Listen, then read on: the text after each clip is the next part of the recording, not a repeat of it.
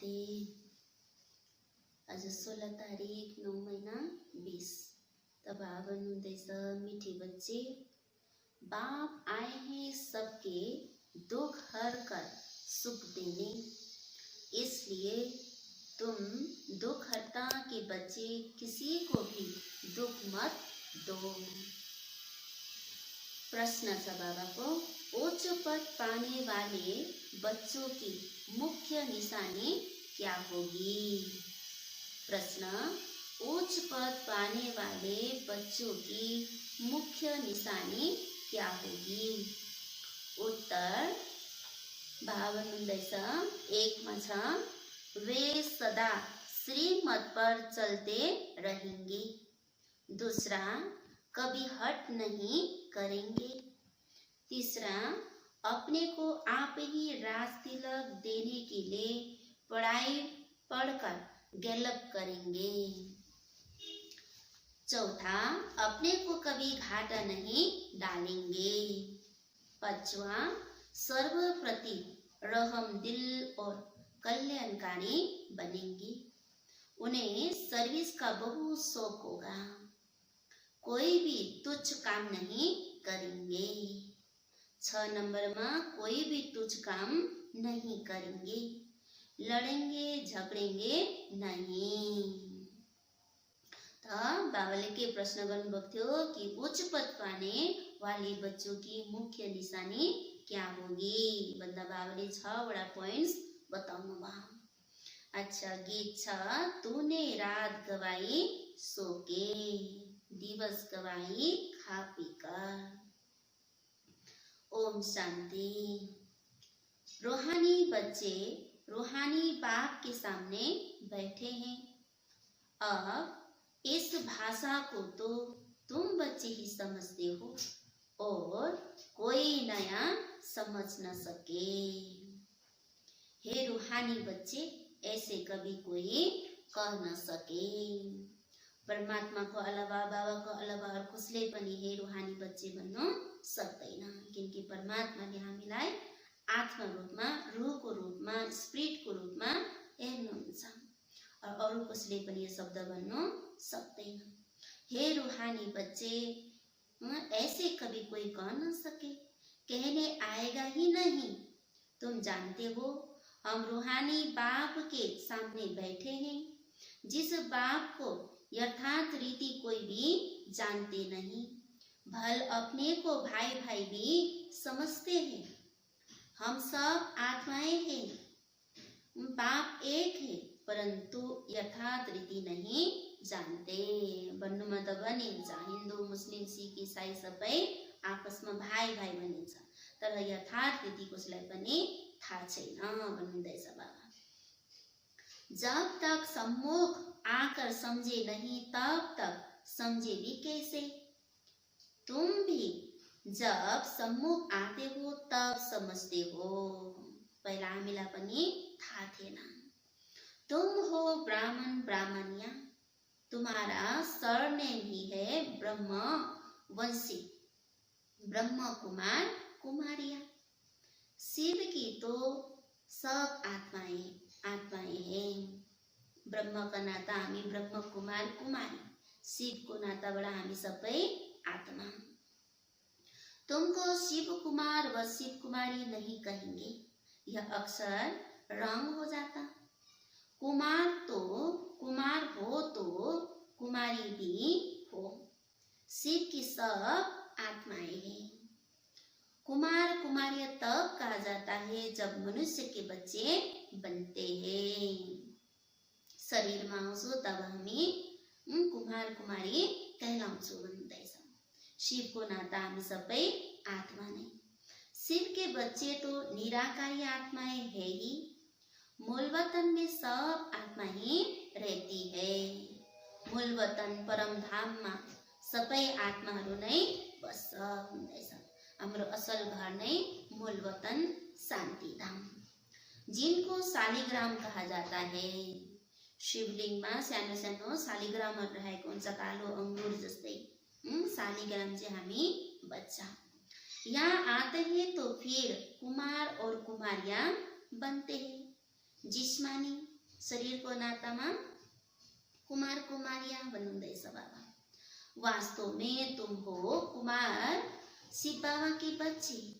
कुमारिया और कुमार तब बनते जब शरीर में आते हो। तुम बीके हो इसलिए भाई बहन कहलाते हो।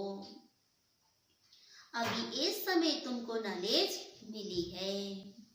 तुम जानते हो बाबा हमको पावन बनाकर ले जाएंगे। आत्मा जितना बाप को याद करेगी तो पवित्र बन जाएगी। आत्माएं ब्रह्म मुख से यह नॉलेज पढ़ती है। चित्रों में भी बाप की नॉलेज क्लियर है। शिव बाबा ही हमको पढ़ाते हैं, ना कृष्णा पढ़ा सकते, ना कृष्णा द्वारा बाप पढ़ा सकते हैं। ना कृष्णा पढ़ा सकते हैं, ना कृष्णा द्वारा पढ़ा सकते हैं। कृष्ण तो बैकुंठ का प्रिंस है, यह भी तुम बच्चों को समझाना है। श्री कृष्ण तो यो कलियुग दुनियाँमा हुनु सक्दैन। श्री कृष्ण त सत्ययुगको स्वर्ग गोल्डन एजको पहिलो प्रिंस, पहिलो देवता बैकुंठको हो बाबा बताउँदैछ। कृष्ण तो बैकुंठ का प्रिंस है, यह भी तुम बच्चों को समझाना है। कृष्ण तो स्वर्ग में अपनी माँ बाप का बच्चा होगा। स्वर्गवासी बाप का बच्चा होगा। वो बैकुंठ का प्रिंस है। उनको भी कोई जानते नहीं। कृष्ण जयंती पर अपने अपने घरों में कृष्ण के लिए झूले बनवाते हैं। वहाँ मंदिरों में झूले बनाते हैं। माताएं जाकर गोलक में पैसे डालती है, पूजा करती है। आजकल क्राइस्ट को भी कृष्ण मिसल बनाते हैं। बाबा भन्नुहुँदैछ आजकल क्राइस्टलाई पनि कृष्ण जस्तै सजाउँछ भन्नुहुँदैछ। ताज आदि पहनाकर माँ की गोद में देते हैं, जैसे कृष्ण को दिखाते हैं। अब कृष्ण और क्राइस्ट राशि तो एक ही है।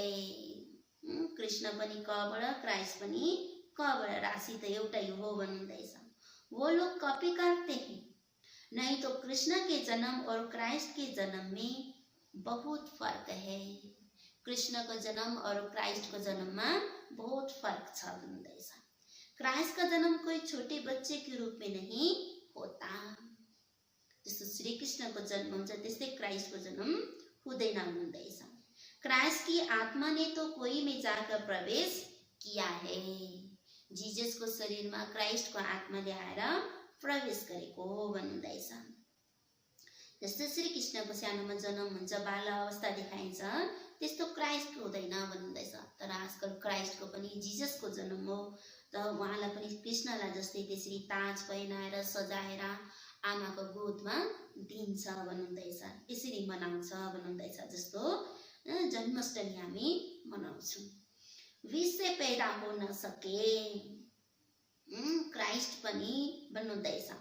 विषद्वारा विकारको द्वारा जन्म हुँदैन। उहाँले पनि के गर्नुहुन्छ, प्रवेश गर्नुहुन्छ। जस्तै ब्रह्मको शरीरमा शिव बाबा आएर प्रवेश गर्नुहुन्छ, परमात्मा जन्म मरणको चक्करमा आउनु हुँदैन। त्यस्तै क्राइस्टको आत्मा पनि जीससको शरीरमा आउनुहुन्छ अनि यो ज्ञान उहाँले पनि मतलब शिक्षा उहाँले पनि दिनुहुन्छ। जीससको 33 वर्षको आयुमा क्राइस्टको आत्मा प्रवेश गरेर यो ज्ञान दिन्छ। आगे क्राइस्ट को कभी छोटा बच्चा नहीं दिखाते थे, क्राइस्ट पर क्रॉस पर दिखाते थे। यह अभी दिखाते हैं। बच्चे जानते हैं धर्म स्थापक को कोई ऐसा मार न सके। तो किसको मारा? जिसमें प्रवेश किया उनको दुख मिला। सतो प्रधान आत्मा को दुख कैसे मिल सकता है? त बाबा हुँदैछ दुःखको लाभ भयो भनेछ, क्रसमा लटकायो झुन्डायो त कसलाई तकलिफ भयो भनेर सोध्नुहुँदैछ। क्राइस्टको आत्मालाई त्यति हुनु सक्दैन भन्नुहुँदैछ। उसमें क्या कर्म किए जो इतने दुख भोगे? आत्मा ही सतो प्रधान अवस्था में आती है। सबका हिसाब किताब चुकता होता है। इस समय बाप सबको पावन बनाते हैं। वहां से सतो प्रधान आत्मा आकर दुख भोग्न सके। वहाँ भनेको सतयुगी दुनियाँबाट आएर सतो प्रधान आत्मा आएर दुःख भोग्नु सक्दैन। सुरुमा के हुन्छ, सबै सुखै सुख हुन्छ। आत्मा ही भोगती है ना। आत्मा शरीर में है तो दुख होता है। मुझे दर्द है या किसने कहा, शरीर को द्वारा महसुस गर्ने फील गर्ने को रहेछ आत्मा। जब आत्मा शरीरमा आउँछ तब कष्ट हुन्छ भन्दैछ। मुझे दर्द है या किसने कहा, यो शरीर में कोई रहने वाला है। कोही छ, आत्मा छ र त हामीले आया आथा भन्ने महसुस गर्छौं।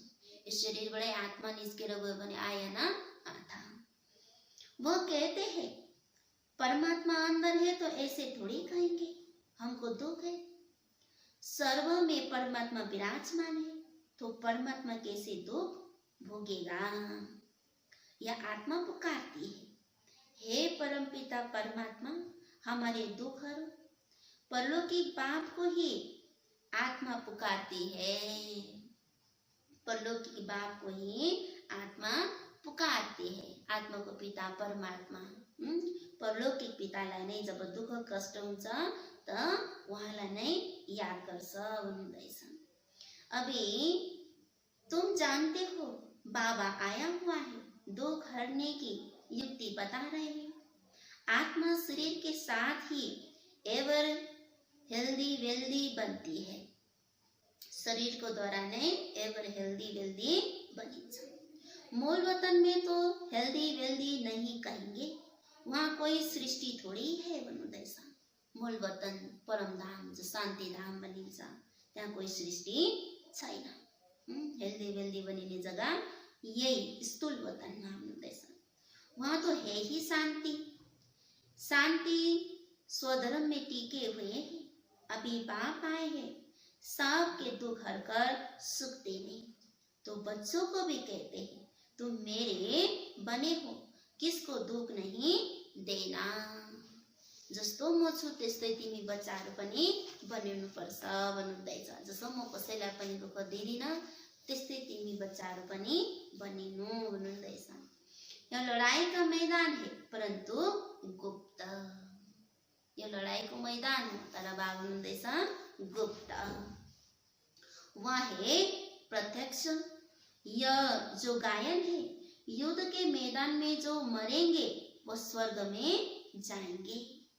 उसका भी अर्थ समझाना पड़े।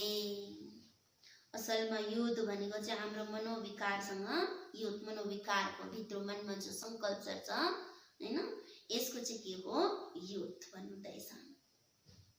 तो इस लड़ाई का महत्व देखो कितना है। बच्चे जानते हैं उस लड़ाई में मरने से कोई स्वर्ग में जा न सके, परंतु गीता में भगवान वाच है, उनको मानेंगे तो सही ना। भगवान ने किसको कहा, उस लड़ाई वालों को कहा या तुमको कहा, दोनों को कहा। उन्हों को भी समझाया जाता है। अपने को आत्मा समझ बाप को याद करो। यह सर्विस भी करनी है। अब तुम स्वर्ग में अगर जाना चाहते हो तो पुरुषार्थ करो। लड़ाई में तो सब धर्म वाले हैं। लड़ाई में तो सब धर्म वाले हैं। सिख भी है, वो तो सिख धर्म में ही जाएंगे। स्वर्ग में तो तब आ सकेंगे जब तुम ब्राह्मणों से आकर ज्ञान लेंगे। जैसे बाबा के पास आते थे तो बाबा समझाते थे, तुम लड़ाई करते शिव बाबा की याद में रहेंगे तो स्वर्ग में आ सकेंगे। तुम लड़ाई करते शिव बाबा के याद में रहेंगे तो स्वर्ग में आ सकेंगे। बाकी ऐसे नहीं कि स्वर्ग में राजा बनेंगे, नहीं। जास्ती उन्हों को समझाना भी नहीं सकते हो। समझा भी नहीं सकते हो। उनको थोड़ा ही ज्ञान समझाया जाता है। लड़ाई में अपने इष्ट देवता को याद जरूर रखते हैं। सीख होगा तो गुरु गोविंद की जय कहेंगे। ऐसा कोई नहीं जो अपने को आत्मा समझ परमात्मा को याद करे। युद्ध को अगाडि भन्नुहुँदैछ। जो धर्मको हुन्छ सबै धर्मको हुन्छ भन्नुहुँदैछ। जो धर्मको हुन्छ, जसले जसलाई मान्छ उहाँले आफ्नो आफूलाई याद गर्छ। कसैले पनि म आत्मा हुँ, म आत्माको पिता परमात्मा हो भन्ने चाहिँ थाहा हुँदैन भन्नुहुँदैछ। जबसम्म यहाँ आएर ब्रह्मकुमारी संस्थामा आएर बुझ्दैन तब तक उहाँले यो बुझ्दैन भन्नुहुँदैछ। बाकी हाँ जो बाबा का परिचय लेंगे तो स्वर्ग में आ जाएंगे। सबका बाप तो एक ही है, पतित पावन। वह पतितों को कहते हैं मुझे याद करने से तुम्हारे पाप कट जाएंगे और मैं जो सुखधाम स्थापन करता हूँ उसमें तुम आ जाएंगे। पतित पावन परमपिता परमात्मालाई याद गरे भने पाप कटिन्छ अनि जो बाबा परमात्मा आएर सुखधाम की स्थापना गर्नुहुँदैछ, स्वर्ग वैकुण्ठ बहिष्ठ परिस्थान त्यसमा चाहिँ हामी जानु सक्छौं भन्नुहुँदैछ। सुखधाम स्थापन करता हूँ उसमें तुम आ सकेंगे। लड़ाई में भी शिव बाबा को याद करेंगे तो स्वर्ग में आ जाएंगे। लड़ाई में भी शिव बाबा को याद करेंगे तो स्वर्ग में आ जाएंगे। उस युद्ध के मैदान की बात और है, यहाँ और है। दुईटा युद्ध भन्नुहुँदैछ। बाहिर प्रत्यक्ष युद्ध अनि एउटा मन रूपी मैदानको युद्ध। बात कहते हैं ज्ञान का विनाश नहीं होता है। शिव बाबा के बच्चे तो सब है। ज्ञान सुनेको छ त्यो कहिले पनि नसुन्नेवाला छैन। जति सुनेको छ त्यही अनुसारले उहाँले पद त पाउँछै पाउँछ। बाबा भन्दैछ अब शिव बाबा कहते हैं मामे को हम याद करने से तुम मेरे पास आ जाएंगे मुक्ति धाम। फिर जो ज्ञान सिखाया जाता है वह पढ़ेंगे तो स्वर्ग की रजाई मिल जाएगी। फिर जो ज्ञान सिखाया जाता है वह पढ़ेंगे तो स्वर्ग की रजाई मिल जाएगी भन्नुहुँदैछ। बाबालाई याद गर्यो भने मुक्तिधाम परमधाममा हामी जानु सक्छौं भन्नुहुँदैछ। फेरि बाबा भन्नुहुँदैछ बाबाले जो शिक्षा दिनुहुन्छ, जो ज्ञान सुनाउनुहुन्छ, मुरली सुनाउनुहुन्छ, यसलाई अर्जन गर्यो भने चाहिँ फेरि रजाई पदमा पद पाउँछ भन्नुहुँदैछ। कितना सहज है, स्वर्ग में जाने का रास्ता सेकंड में मिल जाता है। हम आत्मा बाप को याद करती हूँ। लड़ाई के मैदान में तो खुशी से जाना है, कर्म तो करना ही है। देश के बचाव के लिए सब कुछ करना पड़ता है। वहाँ तो है ही एक धर्म। वहाँ भनेको सुतुगी दुनियाँमा त्यहाँ अनेक धर्म हुँदैन। एउटै धर्म, एउटै भाषा, एउटै राज्य, ट्रिपल वन। वहाँ तो है ही एक धर्म। मतभेद की कोई बात नहीं। यहाँ कितना मतभेद है। पानी पर, जमीन पर झगड़ा। पानी बंद कर देते हैं तो पत्थर मारने लग पड़ते हैं। एक दो को अनाज नहीं देते तो झगड़ा हो जाता है। तुम बच्चे जानते हो हम अपना स्वराज्य स्थापन कर रहे हैं। आफ्नी राज्य स्थापना में आफै स्वयं नै गरिरहेको छौं। तुम बच्चे जानते हो हम अपना स्वराज्य स्थापन कर रहे हैं। पढ़ाई से राज्य पाते हैं। नई दुनिया जरूर स्थापना होनी है। नूत है तो कितनी खुशी होनी चाहिए। कोई भी चीज में लड़ने झगड़ने की कोई बात नहीं। रहना भी बहुत साधारण है। बाबा ने समझाया है तुम ससुर घर जाते हो इसलिए अब वनवा में हो भन्नुहुँदैछ। सभी आत्माएं जाएगी, शरीर थोड़ी ही जाएंगे। शरीर का अभिमान भी छोड़ देना है। हम आत्मा है, 84 जन्म अब पूरे हुए हैं।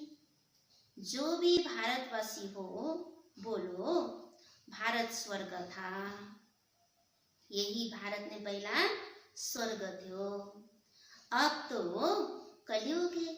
कलयुग में अनेक धर्म है। सतयुग में एक ही धर्म था। भारत फिर से स्वर्ग बनना है। समझते भी है भगवान आया हुआ है। आगे चल भविष्यवाणी भी करते रहेंगे। वायुमंडल देखेंगे ना तो बाप बच्चों को समझाते हैं। बाप तो सभी का है ना।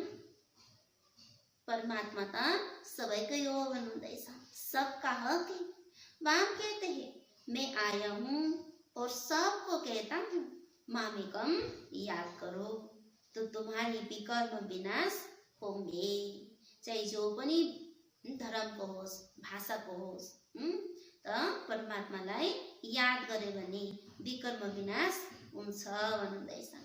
अभी तो मनुष्य समझते हैं कभी भी लड़ाई हो सकती है। अनि यो भइरहेकै छ। कभी भी लड़ाई हो सकती है। यह तो कल भी हो सकती है, या तो कल भी हो सकती है। लड़ाई जोर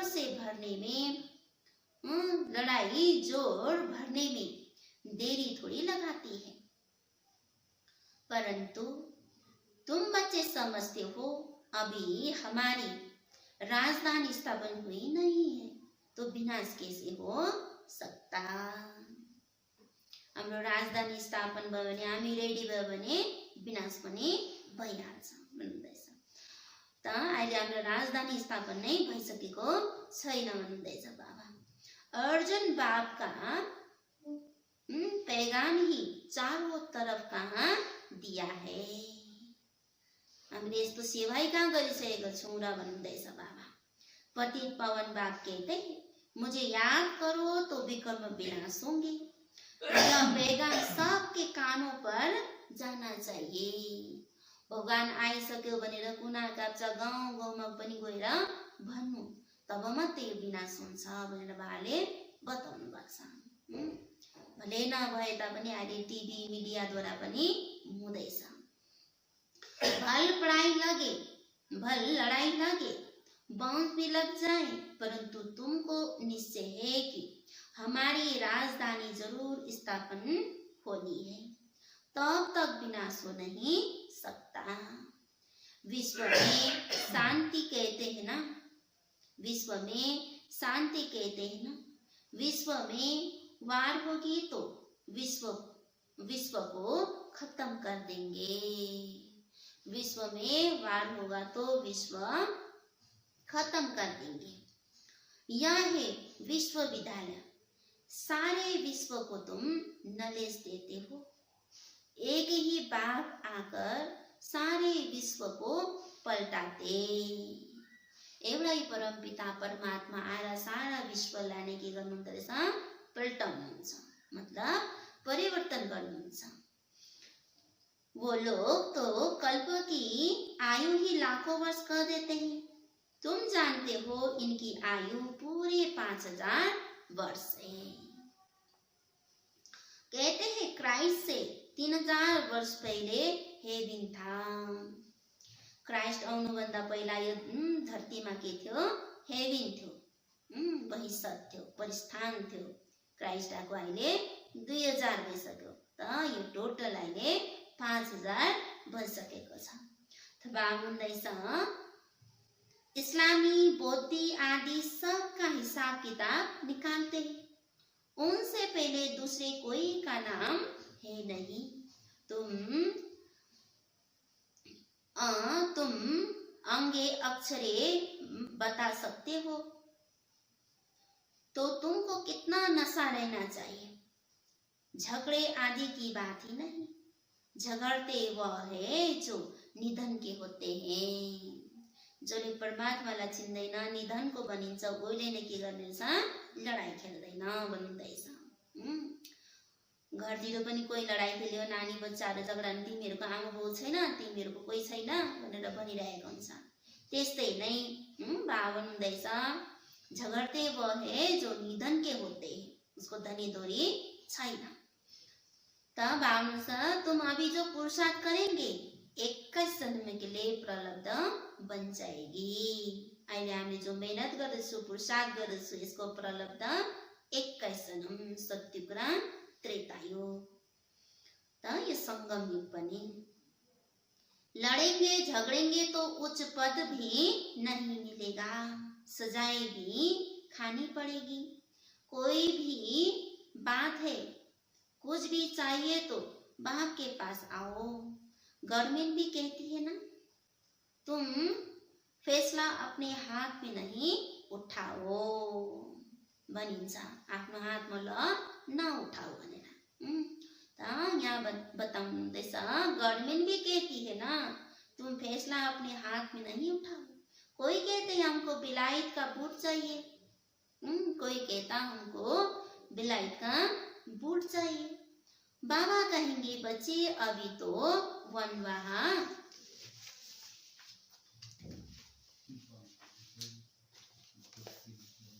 अभी तो वनवाहा में हो, वहां तुमको बहुत माल मिलेंगे भन्नुहुँदैछ। तब हामी अब सतयुगमा गएर हामीले अथाह पाउनेवाला छौँ भन्नुहुँदैछ। अहिले त एकदम हामी वनवाहामा छौँ भन्नुहुँदैछ बाबा। त बाबा जो राइट ही समझाएंगे ना, बाबा तो राइट ही समझाएंगे ना कि यह बात ठीक नहीं है, यहाँ तुम यह आस क्यों रखते हो, यो चाहियो त्यो चाहियो भन्ने आश किन राख्छौ भन्दैछ। अब सतयुगमा गएर हर चीज अप्राप्तिकै वस्तु त्यहाँनिर छैन भन्नुहुन्छ। त यहाँ तो बहुत सिंपल रहना चाहिए बाबा भन्दैछ, यहाँ तो बहुत सिंपल रहना चाहिए, नहीं तो देह अभिमान आ जाता है। अलिक दामी देनलाई भने अभिमान आउँछ भन्दैछ।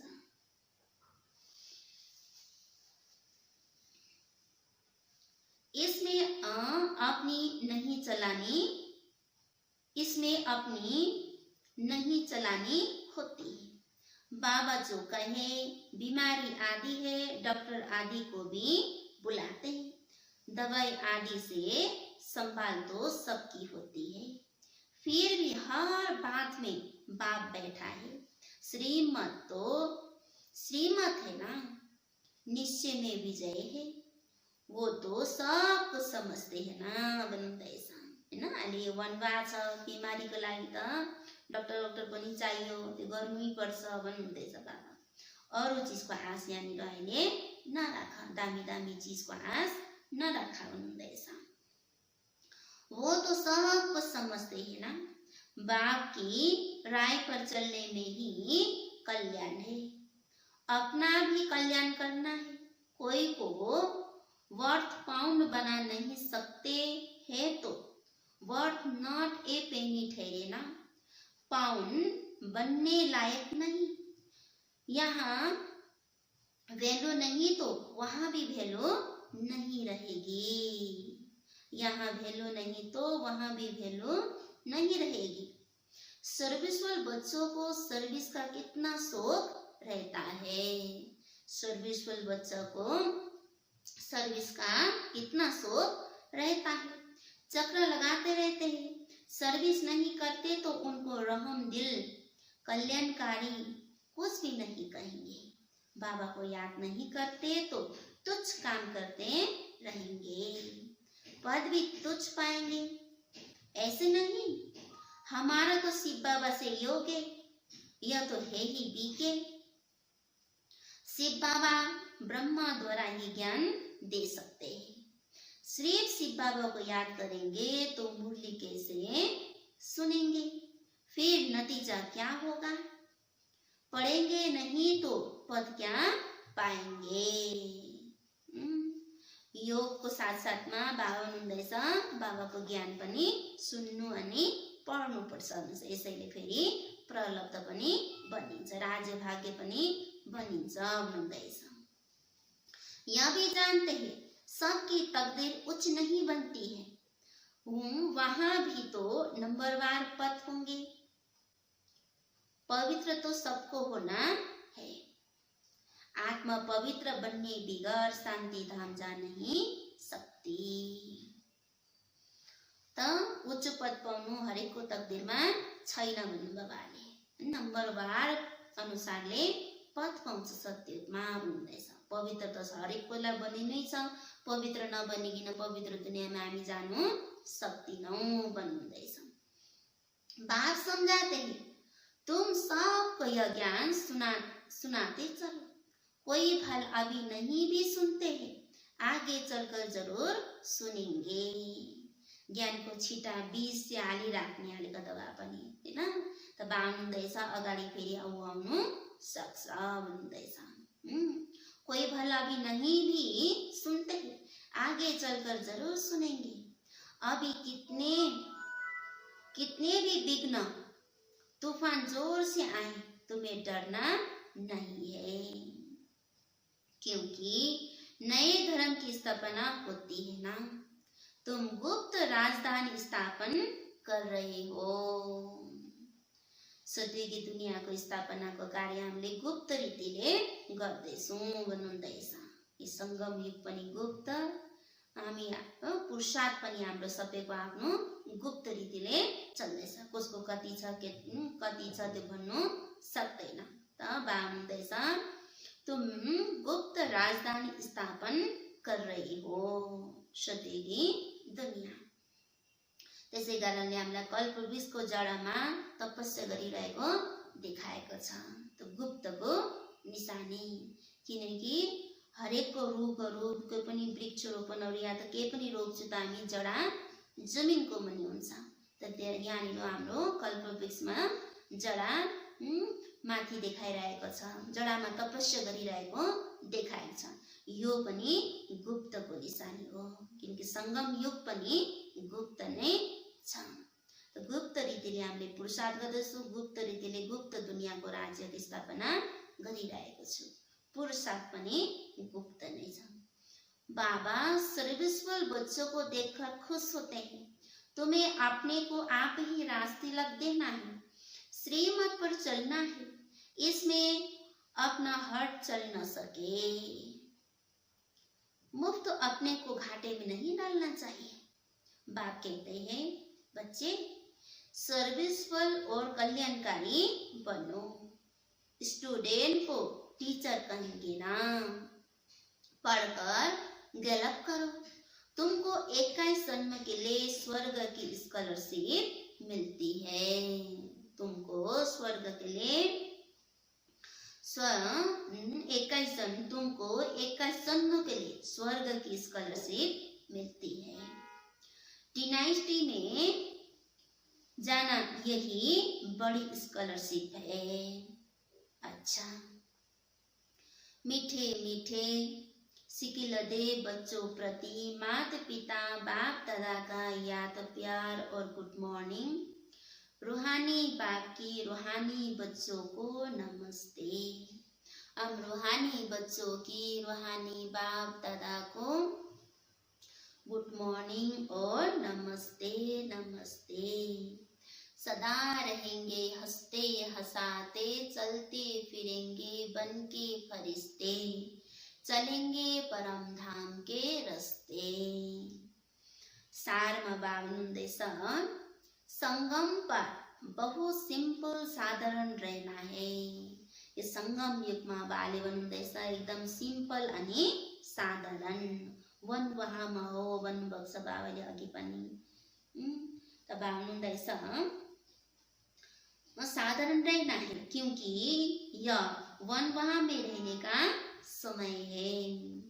बाबा भन्नुभएको रहेछ वन वहाँ में रहने का समय है, यहाँ कोई भी आस नहीं रखनी है। यो चाहियो त्यो चाहियो, अघि बाबा भन्नुभएको त्यो बुट भन्नुभयो बेलायतको हैन। अब यसको बादमा अर्को एउटा चीज छ, त्यो चीज नटुटी नबिग्रिकन अर्को चीज ल्याउनु हुँदैन। यो चाहियो त्यो चाहियो भन्ने छैन। अहिले हामी सबै कहाँ छौँ भन्नुभयो उहाँले, वन वहामा। यहाँ कोई भी आस नहीं रखनी है, कभी अपने हाथ में लौ नहीं लेना है, लड़ना झगड़ना नहीं है। दूसरा, विनाश के पहले नई राजधानी स्थापन करने के लिए सबको बाप का पैगाम देना है कि बाप कहते हैं मुझे याद करो तो भी कर्म विनाश हो और तुम पावन बनो। वरदान छ, बाप द्वारा सफलता का तिलक प्राप्त करने वाले सदा आज्ञाकारी, दिल तक नसीन भव। त विस्तारमा बाबा बताउनुहुँदैछ, भाग्य विधाता बाप रोज अमृत बेले अपने आज्ञाकारी बच्चों को सफलता का तिलक लगाते हैं। रोज अमृत बेला बाबा आएर सफलताको तिलक हामी बच्चालाई दिन्छ भन्दैछ। आज्ञाकारी ब्राह्मण बच्चे कभी मेहनत व मुश्किल शब्द मुख से तो क्या संकल्प में भी नहीं ला सकते हैं। मुख से तो क्या संकल्प से भी नहीं ला सकते भन्नुहुँदैछ। वह सहयोगी सहज योगी बन जाते हैं। वह सहज योगी बन जाते हैं, इसलिए कभी भी दिल शिकस्त नहीं बनो, लेकिन सदा दिल तक नसीन बनो, रहम दिल बनो, अहम भाव और वहम भाव को समाप्त करो। स्लोगन, विश्व परिवर्तन की डेट नहीं सोचो, स्वयं के परिवर्तन की घडी निश्चित करो। स्लोगन में भन्नुभयो, विश्व परिवर्तन की डेट नहीं सोचो, यो विश्व कहिले परिवर्तन हुन्छ, कलियुगीदेखिको सतयुगी कहिले आउँछ त्यसलाई नसोच भन्नुहुँदैछ। स्वयंलाई परिवर्तन गर्यो भने, आफू चेन्ज भयो भने सृष्टि पनि चेन्ज परिवर्तन भइहाल्छ भन्नुहुँदैछ। है, ब्रह्मकुमारीको स्लोगन के छ, स्वयंलाई परिवर्तन गर्यो भने विश्व परिवर्तन आफै भइहाल्छ भन्नुहुँदैछ। त विश्व परिवर्तनको डेटलाई नसोच भन्नुहुँदैछ, स्वयंको परिवर्तन गर भन्नुहुँदैछ। त्यसको पनि घडीलाई के गर, निश्चित गर भन्नुभयो। त आज 16 तारिक 9 महीना 20 में बाबा भन्नुभयो, मिठे बच्चे बाप आए हैं सबके दुख हर कर सुख देने, इसलिए तुम दुख हरता के बच्चे किसी को भी दुख मत दो। परमात्मालाई दुख हरता भन्नुभयो, हर्रा पनि भनिन्छ परमात्मालाई, एउटा शब्द हर्नेवाला। त्यस्तै नै बाबा भन्दैछ, जस्तो बाबा दुख हर्नेवाला छ त्यस्तै हामी बच्चालाई पनि दुख हर्ने बनिनु भन्नुहुँदैछ। प्रश्नमा थियो, उच्च पद पाने वाले बच्चों की मुख्य निशानी क्या होगी? त प्रश्नमा बाबाले राख्नु भएको थियो 1 नम्बरमा, वे सदा श्रीमत पर चलते रहेंगे। दूसरा में भन्नुभएको थियो, कभी हट नहीं करेंगे।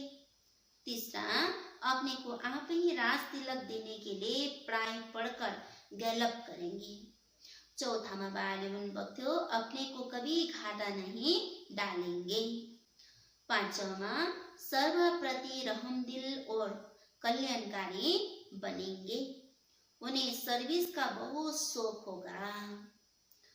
छठा में, कोई भी तुच्छ काम नहीं करेंगे, लड़ेंगे झगड़ेंगे नहीं। गीत, तूने रात गवाई सो के। ओम शांति।